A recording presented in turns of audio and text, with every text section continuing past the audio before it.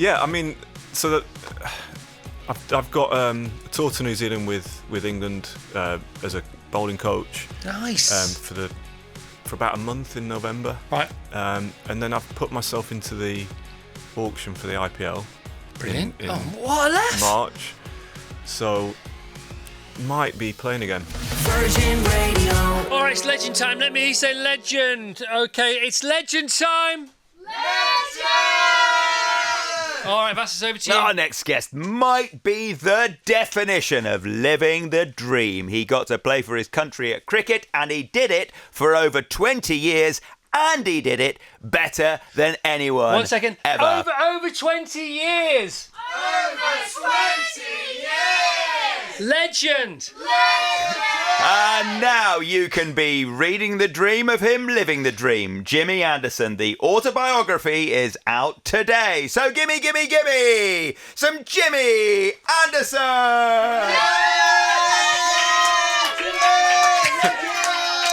All right, James. Good morning. How are you today? Very well, thank you. What a book, man. What a story. Thank you very much. Right, I want to get straight in with you at the age of 13, right? Yeah. You got 3 mates, all in the book. Jimmy's got 3 mates. They're all a year younger than him, and all of them are better at cricket than him. What happened next? Well, I don't know. I think I was quite a late developer, so I didn't start growing till I was sort of 15. I sort of shot up, grew about, I reckon, a foot in 9 months maybe, and then just started bowling quicker. But I also think having mates that were better than me, I think that sort of drove my standards up as well. I was always trying to reach them. I was always trying to be that's very be handy, better isn't than it? them. Yeah, definitely. That's why we got twins, and they're developing so much quicker than their mates because they're always battling against each other all the time. Absolutely. So, one of our twins learnt to ride a bike, and 15 minutes later, the other one could ride a bike. It was that, when you've got that kind of motivation, do you know what I mean? Yeah. You talk about Michael Jordan in the book anyway, and there are comparisons there because he had a famous growth spurt. How was yours? Can you remember it? Yeah, I do. I remember being in pain. Like the growing pains were pretty intense. But then I remember, like I love cricket and I wanted to be good at it, but I was just never at that level. And then I came back to winter practice after this growth spurt and just started bowling fast. And then all the older players at my club at the time were like, "Wow, whoa! What's happened here?" What was that, Jimmy? Yeah. And was it instant?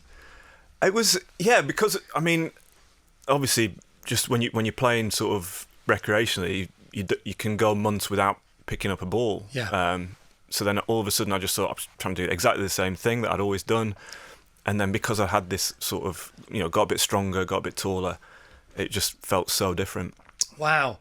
Even so, that said, right, and you know because you're Jimmy Anderson, and this is what happened to you. But that said. Height is one thing, but being 13 and having 3 mates younger than you, still better than you, that is a different thing. So something else must have happened as well. I don't know. I'm really not sure. I think I did the love of the game. I started practicing more when I found this pace. I just fell more in love with the game. Tried harder. Tried practicing more. Whether it was bowling at the side of the house or the garage door or whatever, I was just constantly thinking about it and practicing. So I think that then just because you sort of woke up with a superpower in a way, a new superpower. It felt like it, yeah. Really? And did anything else come along with that height? Was it strength, flexibility, different mindset? Was it like almost a gift from God? Something happened and you woke up almost like a different boy. Yeah, well, I think I think there's a couple of pictures in the book. There's one of me in a basketball team at school, and I'm literally a foot shorter than everyone else. Yeah, you're in the middle of the picture, aren't you? Yeah.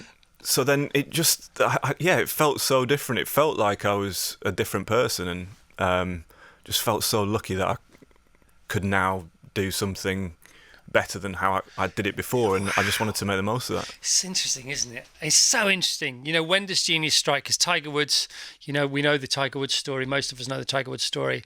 Born with a golf club literally in his hand, had a putter instead of a teddy bear, all that kind of stuff. His dad sat him in the high chair to watch him practicing, so he was like almost programming him. But it wasn't really like that for you. No, I mean, there's many stories like that as well, where you kids play from a young age, and they're sort of destined to make it in that sport. But my story is very different, and I think I was lucky that I played all sports as a kid. I was given the opportunity by my parents to play. I played basketball, football, tennis, and cricket. Obviously, then took over when I was about 15. But I think playing all those sports helped with the hand-eye coordination, helped me, realise how much I love being in a team as well. Yeah, and also, indoors is boring, outdoors is exciting. Yeah, exactly. Simple. That's really exactly. important, isn't it? Yeah. Because I went to school with Neil Fairbrother, and we didn't have a cricket team. So what happened to him? Same thing, you know what I mean? Exactly, yeah. We didn't have a team at school, and I was fortunate enough that my dad played for the local club, Burnley, so I went down there. And I think that playing all sports was definitely something that helped, get sort of being able to read different games and game situations, scenarios, helped me develop. Yeah, well, you definitely had it. I mean, you had the gene, you had the dad as well. As far as sports is concerned, you had a great mum. You have a great mum. But also, when you were 4, you say in the book that you can remember vividly when you were 4 watching Boris Becker play tennis. Yeah. I mean, that's pretty incredible for a 4-year-old. Yeah, well, I mean... Against Ivan Lendl, you even, you remember the match. Now, that's the sporting brain. Yeah, I think with stuff like that, I definitely, I'd watch it back as well, and in over the years, so it would sort of make that memory more intense as well. But I just love that sort of athleticism that I saw. Close your eyes when you said that. Yeah, I can picture him doing it. I can see him at the net, sort of. You're like Whitney Houston singing "I Will Always Love You."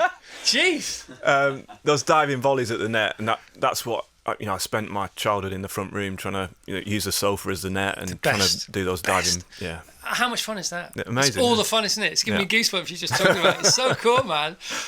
So tennis was big in the house. Sport was also on the telly. I'm imagining.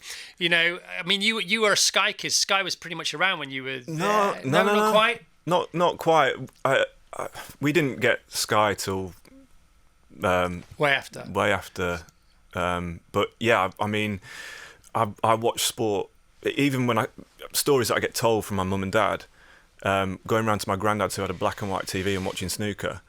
I just sit there, just staring at the watching the. So it's just I don't know what it was, but I was just addicted to it. I'll tell you what it was, because as a kid, because I'm a bit older than you, so I'm a generation older than you, but similar situation from a telly point of view, because 70s and 80s, black and white, most of us, black and white telly, license was cheaper than a colour telly license, all that kind of stuff. But if it wasn't a kids show, it was either the news, a soap opera, or sport. Well, sport was the most fun, wasn't it? Yeah. And and in the summer holidays, the great thing about the summer holidays was there was telly on in the day because the cricket was on, and the cricket used to be that's why people used to love cricket, because it was on the telly. Yeah. And if cricket wasn't on, they shut down till tea time. It's mad, isn't it? Yeah. Sorry, crazy, you know all this. I know you know all this. I'm just reminiscing, Jim. I'm just reminiscing. And of course, for the snooker the darts, Eric Bristow gets a couple of pages in this book. Yeah. Darts was another thing that I was again just drawn to. I don't know what it was. Whether it was on TV around Christmas as well, I think it was. Yeah. And my uncle had a board, and he'd put it on the floor, so I could play. I was fascinated by it, whether it was the competitive element or just the fun of throwing something at a board. I loved it. So you played your first semi-pro game when you were 17. Yeah. Yeah. You're now, how old are you, Jim? 42. 42 years old.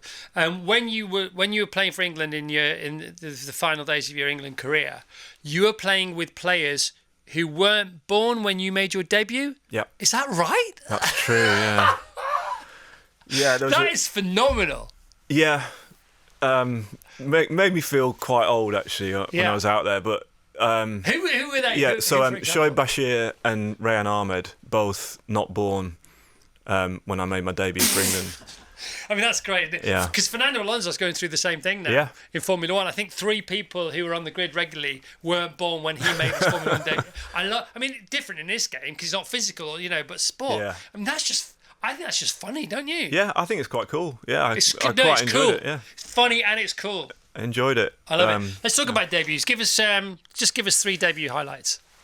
Well, my actual England debut was at the MCG in front of probably 50,000. They've now made the stadium huge and it holds about 100,000, but at the time it was 50. I didn't have a name and number on the back of my shirt, so I was getting abuse from the Australian crowd. What, because you were the newbie? Yeah. Rookie? Yeah, just I was getting called Water Boy for name, most. Water Boy. Yeah. How did you react to that? But it was quite... I don't know. Intimidating? Intimidating, yeah. It was yeah. something that I'd never experienced before. I'd played the biggest crowd I played in front of before. That was like 400 people for Lancashire. So From 400 to 50,000. Yeah. Oh my god. So it's a bit of a change, a bit of a shock to the system, but That's incredible. but good fun. Okay, what else? Give us another one. Well, not my debut, but the first game when I first got a contract for Lancashire. My first game as a professional was at Blackpool. And I was quite nervous for some reason. I played before for the second team, but I sort of, my legs sort of buckled as I was running into bowl, and I jumped at the wrong point, and my back foot went through all the stumps. So I took out all the stumps and fell flat on my face. So it wasn't a great start to my professional career. That's a bit like Diana Ross taking the penalty at the Super Bowl, isn't it? I mean, it's right up there, isn't it? Yeah. With that, talking of it, it wasn't an injury, but it could have been. You do call out at the beginning of the book some stats, test appearances, county caps, and then reported injuries is the phrase you use. 170 odd? Yeah. 171? Something like that. Reported injuries. Yeah. Were they all reported? So that suggests there may have been some that weren't reported. No, I think just because they have to log every sort of thing that you go to them with. So if I go to a physio and say my hamstring's sore or whatever, they've got to then log that. Right. So everything that's been logged over the 20 years was gosh. 170 something, yeah. Okay, and how much, without sustaining an actual injury, how much does it hurt bowling fast? Yeah, Where does it hurt? Where does it hurt? well, generally, you go at different stages of your career, it'll be a different part of your body. Right, so right. my ankle towards the back end of my career was sore. Is that your leading ankle? Yeah, the left So when ankle. you So as I land land, yeah, Right. there's so the biomechanics will tell you there's 7 times your body weight of force going through that left leg as you bowl. And on a slow wicket, all in vain. Yeah, exactly. Oh my God! Exactly. When you're trying to put pace in the ball and Yeah. you're putting your body through hell, and the ball goes ding. Yeah. Is that what's that like? Yeah, it's frustrating. And the quick wicket is like zinger. Yeah. Come on, baby. It's Yeah. like a growth spurt again. Exactly. But you got to make the most of the good days because you know that there will be slow Yeah, of course. wickets where Oh it's my tough, gosh. yeah. Great. Do you enjoy writing the book? Loved it, yeah. Yeah. So I did it with Felix White, who is in the Maccabees. As good as it gets. And I do a podcast called Tailenders with him, and we had such a good time doing it, reminiscing. I had to look at scorecards and things to actually remember some of it, though, because I couldn't remember. Yeah. Obviously, over 20 years, you do. Have you ever been a cricket scorer? Yes, I was a scorer. I was a scorer. Yeah. I used to love joining up the dots for the maiden and then the wicket maiden. Yeah. That was all fun, wasn't Great. it? The extra balls, dot ball in the middle. Lovely. So you start off the book, you talk about you not retiring, but being retired. Yeah. Somebody else retired you, and somebody else tried 2 years before, but Andrew Strauss, despite the knighthood, failed. Just give us the headlines of those two stories. Yeah, well, so the first bit was a couple of years ago. Andrew Strauss was director of cricket, and he called me to say we're going to go in a different direction ahead of a tour to the West Indies. That's one way of putting it. And it was sort of a minute-long phone call, and I was on the school run, so I was couldn't really talk. Kids What's were in that? the car. What? I'm fired. Yeah. Career's over. Yeah. So Hang then, on a minute. Why Randy Mouse? Little one. So then, when Brendan McCullum took over, he then said, actually, we want. So it was me and Stuart Broad who had got left out a few years ago, and then Brendan McCullum, when he came in, said, we want you in our strongest team. Right. So that bought me another couple of years, but then, they brought me to a hotel in Manchester and basically said, we think that you're not going to make the Ashes in 18 months' time. We want to give an opportunity to other guys to see Right. who can play in that Ashes. And this time you took it on the chin. I did, yeah. I felt like it was a different sort of meeting or conversation to the one I had a couple of years earlier. I think it was more they wanted me to stick around the team as a They were as a caring, coach. they were considered, Yeah, they were reasonable. yeah, and their reasoning was pretty sort of I could understand it. And I guess when sports people talk about retiring, they say you wake up one day and you just know, or there's a point in your career where you're not as good as you used to be. But I never had that, and I mentioned it in the book. Maybe I needed that sort of hand on the shoulder, that tap to say, maybe now's a good time to. Well, to call it also, a day. I mean, you did play pretty well after that as well. So, because when you're told, when last orders at the bar, it's the same thing, isn't it? You get him and you go, because you've had like whatever you've been doing for the few hours before that in the bar, and you go, Yeah. oh my God, it's the last time, and you up your game a bit, don't you? Yeah, I can't help thinking it wasn't dissimilar for you. yeah, definitely. Well, I think it's strange with a career like you're constantly trying to prove something to someone. Whether it's the start of your career, you're trying to prove that you're good enough to make the team. And then certainly the back end of my career, it was like, how long can you go on for? So you're constantly trying to prove you're still fit enough, you're still good enough. And I think that was definitely the case. It's funny, isn't it? It's like running an ultra as opposed to running a marathon. The ultra is about how far you can go, and the marathon is about how quick you can go. And it's just it's the same kind of flavour, but it's a different mindset. Yeah, definitely. Very similar. It's cool, isn't it? So the only person you're allowed to tell, you tell anybody, it's your career, but they should just tell your wife if that's all right. So you told Danielle, she was a bit angry on your behalf. And moving on from that, it all came well in the end. I presume it seemed to go pretty well, and you had a great last night, 5:30 in the chicken shack or whatever it was. Chicken shop in Mayfair. With Jaru. Yeah. That was great, man. And, good story. But Danielle gets her own chat. Now, tell us about Danielle. She is how you met. She lies about her age. Yeah. Tell us about that, if you don't mind. Yeah, well, I was 22 when we met, and she was 28 at the time, but told me she was 25. But yeah, I mean, we met in a nightclub after a game I was playing in London, and then 3 months later we were engaged. You said to one of your mates, your pals, your teammates. Yeah, I did the next day. I said, I think I've met the woman I'm going to marry. Yeah. Wow, good for you, mate. Okay, your eyes yeah. lighting up there. Danielle, if you're listening, it's all good, babe. It's all good. Chapter 53, just don't call it Bazball. We all called it Bazball. We love calling it Bazball. Yeah. It's all right that we call it Bazball. You can if you want, yeah. Yeah. How much of a revolution was Bazball? And for people who don't know what we're talking about, can you give us the 12-word elevator pitch?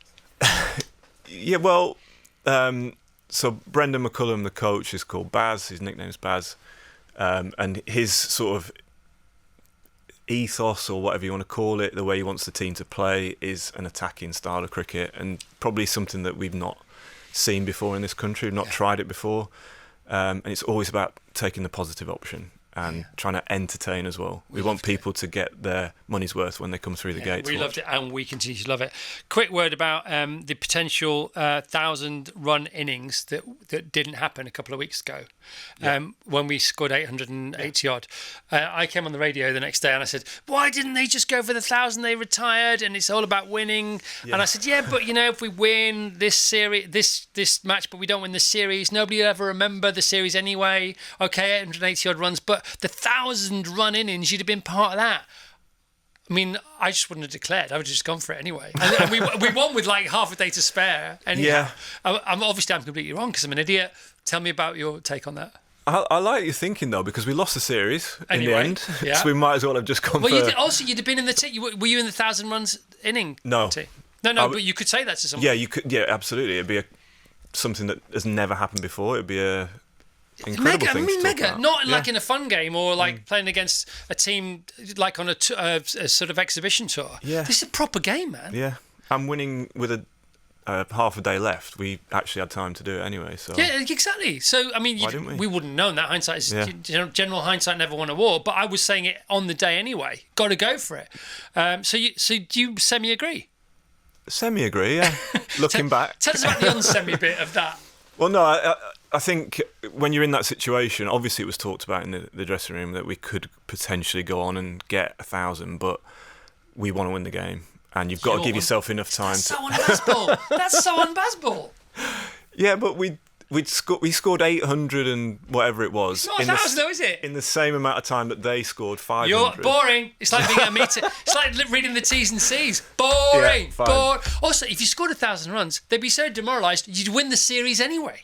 Because they'd be so Potentially, embarrassed. Because what's the opposite of being on the 1,000-run winning side? Being the team they beat. Do you know what I mean? Yeah, that's one way of looking at it. Yeah, of course it is. It's my stupid DJ way of looking at it. So here you are, and here we go now. What's on the horizon? What are you going to do? Great book, a great tour. We've had listeners who are going to see you tonight or tomorrow talking about the book. Tonight, yeah, and Royal Geographic Society, I think it is. Yeah, it is. Yeah, I mean, so that I've got a tour to New Zealand with England as a bowling coach. Nice. For about a month in November. Right. And then I've put myself into the auction for the IPL. Brilliant. In what a laugh. March. So might be playing again. No, not might be. Nobody's not going to buy you, are they? Well, you never know. Oh, Jimmy, shut up. Are you serious? We'll have to wait and see. And so this is good. I want to ask you about two more things. This and then Botham as well. Actually, do Botham first. So you broke Ian Botham's record, Beefy's record, which is one thing as a kid watching him grow up on all those telly days that we don't have anything else on the telly, and you love cricket anyway. So you then become your hero, and then you break his record whilst he's watching. Yeah. What does that feel like? Yeah, pretty surreal actually. He was probably the first sort of cricketer that I actually sort of idolised as a kid. My dad had so I was born in 82, but the 81 Botham's Ashes was on video, so I've watched that growing up. So then, to actually get close to his record, and then to be in Antigua when he was commentating on the game, and I saw him after. It was just incredible, and he was so pleased for me, and it was really nice to have that moment with him. Is that as good as it gets? I think so. Yeah, I mean, if you want more than that, he's an absolute legend of a cricketer. He's someone that so many players, so many people, not just cricketers, have looked up to over the years. So, some very cool photographs of him in the Botham's Ashes, aren't there? They usually come up for auction in the dress when at the end of the day, when he's sitting in the with a cigar. My God, that is some image. I think that's the greatest photo from cricket. Yeah. Sort of on or off the field. Good luck trying to come up with a better one. He's there one. in his pads with a cigar on after. Exhausted and as happy as a pig in poo, let's say. All right, so IPL, I'm excited, man. This is exciting. Okay, so you still fit you're still fit. Yeah. I presume you've upped your fitness going into this. Yeah, so I've been bowling, been back in the gym, just trying to make sure I'm as fit as Thank you. I'm just trying to make sure I'm as fit as I can be. In case if I do get picked up, then I just. Well, where's the visualization? I can't. Where's your sporting psychology, man? I mean, this is sort of how I've always been. Just sort I've of. been for We'll you. wait and see. How does it work? How much? What happens? Well, you basically you just register for the auction, and then if there is interest, then they'll. What have you heard? Bid for you. What do you suspect? I don't know. If you weren't if you weren't you, zoom out from you, right? You know about you. I know it's difficult. Imagine you're not you, right? Are you bidding for you this year? I mean, I don't want to I feel like I'm pitching myself. No, okay, if you feel uncomfortable, don't answer. No. But I think because I realise at 42 it can be seen as, and I've not played white ball cricket for a while. Yeah, exactly. But I think what I can bring to a team is still, I've still got the ability to bowl well, the experience and the knowledge there as well to maybe help the team out a bit. Who is the player that you're most similar to that has done well in the IPL at a similar age, do you think? There's not many. I think MS Dhoni is the one who's Chennai captain, has been captain at Chennai. I mean, you're renowned anyway for being brilliant at the age of 40 because you were on the front. I remember on the front page of the Sunday Times magazine. That was a great article. Yeah. Well, I'm excited for you. Yeah. Thank you. You're welcome. Hope it goes well. Great book, man. Appreciate it. Anything else you'd like to say? No, all good. All right, mate. Thank you very much. Great, you're very welcome. Jimmy Anderson, Finding the Edge. It's out now. It's a brilliant. It's so inspirational in so many ways. And don't forget that when Jimmy was 13, his 3 best mates were 12, and they were all better at cricket than him. It's never too late. Whether you're 13, you're 42, heading into the IPL auction, you're 58, still yakking away on the radio, you're 49, still trying to run marathons. Yeah, it's never too late, guys. Come on. Right, I got to go. Vass is in charge of the show. I've got to go see Gladiator 2. Have a great Thursday. Goodbye. Virgin